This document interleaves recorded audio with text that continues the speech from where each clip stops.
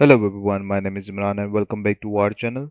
In this tutorial, we are going to talk about how to connect Bluehost domain to Shopify. It's a very easy tutorial, so let's get started. First of all, on your screen, we are looking at Bluehost as you can see, and this is a domain which I want to connect. So what I'm going to do, I'm going to go and copy this first of all, and I'm going to go to my Shopify store, and this is what my Shopify store looks like. At the bottom left corner, we have settings. Go ahead and click on domains, and this is a domain which Shopify have given to us by default. So after that, at the top we have connect existing domain, and here we are going to paste our domain. Once you click on next, after that you will see something like this.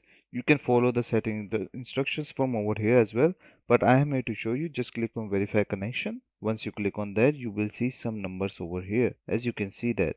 After that, go to your Bluehost again, and this is my domain. As you can see, just scroll down and click on advanced tools and click on manage over here. Once you click on that, you will end up over here. What we are going to do, we are going to set two records over here, which is very easy.